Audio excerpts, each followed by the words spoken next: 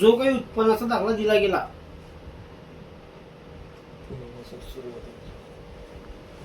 सर्वप्रथम नमस्कार. आपल्या समोर येण्याचं लाईव्ह येण्याचं कारण एकच की रावेर शहरामध्ये जो काही भ्रष्टाचार सुरू आहे तो सर्वांसमोर आला पाहिजे, उघडकीस आला पाहिजे.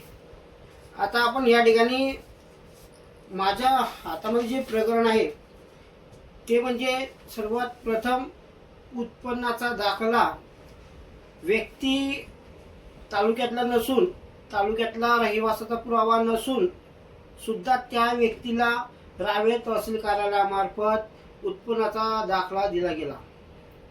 आता उत्पन्नाचा दाखला मिळवण्यासाठी समोरच्या व्यक्तीने केलेला काळाबाजार असा की रेशन कार्डमध्ये हाताने लिहून त्यांची नावे वाढवून या ठिकाणी तो प्रयत्न केलेला आहे. ज्या दिवशी आता हे आपल्या हातामध्ये एक रेशन कार्डाची झेरॉक्स प्रत आहे. आता याच्यामध्ये खाडाखोड इतकी आहे की अक्षरशः कोणी सांगेल की यामध्ये हस्ताने लिखित या ठिकाणी नाव वाढवले गेले आहेत. ऑनलाईन रेकॉर्ड आपण चेक केलं रेशन कार्डावरती, पुरवठा विभागात जाऊन आपण चेक केलं तर आपल्याला दिसेल की त्या ठिकाणी फक्त 3 व्यक्तीचे नावे त्या रेशन कार्डमध्ये दिसत आहे.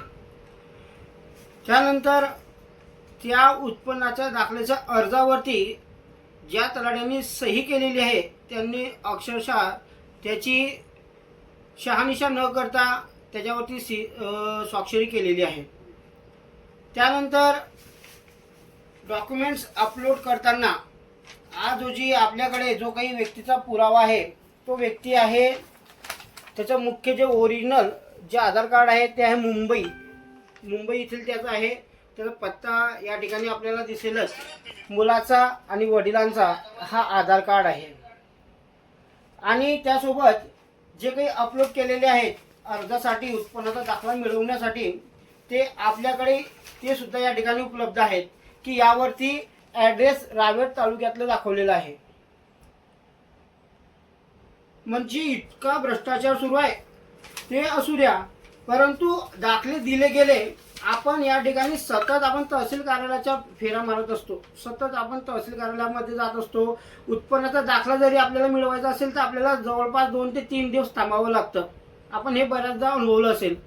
परंतु या व्यक्तीचं, ज्या व्यक्तीने हा उत्पन्नाचा दाखला मिळवला त्या व्यक्तीला सेम डे म्हणजे त्याच दिवसाला, ज्या दिवशी अर्ज ज्या दिवशी केला त्याच दिवसाला या व्यक्तीला उत्पन्नाचा दाखला मिळालेला आहे.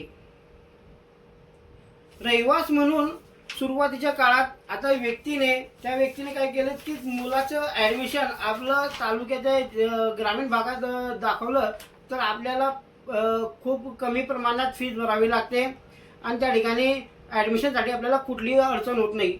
सदरून व्यक्तीने काय केलं, त्याआधी डोमासाईल काढलं. ते डोमासाईल काढताना सुरुवातीला 24/8ला डोमासाईल काढलं आणि 26/8ला उत्पन्नाचा दाखला काढलेला आहे. म्हणजे एक त्या ठिकाणी रहिवास पुरावा या ठिकाणी सादर केलेला आहे रेशन कार्ड.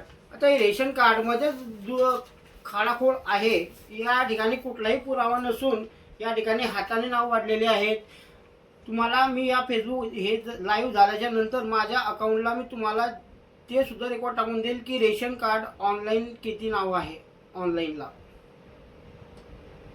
म्हणजे तहसील कार्यालयाच्या म्हणजे नजरेत मी हा मुद्दा आणून दिला होता, तरीही त्यांनी या मुद्द्यावरती कुठलाही विचार न करता की हा घोळ किती मोठ्या प्रमाणात आहे, कुठलाही क्षणाचा विचार न करता त्यांनी सरळ मला एकाच भाषेत सांगितलं होतं की आमच्याकडे जे डॉक्युमेंट्स आले आम्ही ते दिलं बनवून. का आपण कुठल्याही प्रकारची शहानिशा केली नाही की हे ओरिजिनल डॉक्युमेंट्स आहे का काय. आज रोजी अशीच प्रकरण आपल्या भागामध्ये खूप मोठ्या प्रमाणात हे रॅकेट सुरू आहे, बनावट डॉक्युमेंट्स बनवण्याचं. आज हे एक डॉक्युमेंट्स मी तुमच्या समोर दाखवलंय, उद्या मी दुसरं डॉक्युमेंट्स की जे काही खूप मोठ्या प्रमाणात रॅकेट आहे, बनावट आहे आणि जिल्हा अधिकारी कार्यालयामार्फत मी त्याची प्रत घेऊन आलो. माहितीच्या अधिकारात मी पूर्ण उत्तर घेतलेलं आहे. ते उद्या मी तुमच्यासमोर ते सुद्धा मांडणार आहे.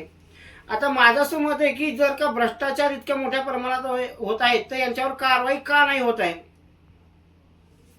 कार्यालयामार्फत वारंवार कोणत्याही डॉक्युमेंटची शहानिशा न करता त्या ठिकाणी खूप मोठ्या प्रमाणात लाच म्हणजे अमाऊंट मिळाली, त्या ठिकाणी डॉक्युमेंट्स लागलीच कुठल्याही प्रकारचा विलंब न करता दाखले वितरित केले जातात. या भ्रष्टाचारावरती कुठेतरी आळा बसला पाहिजे असं माझं मत आहे. जागरूक व्हा, सतर्क व्हा. धन्यवाद.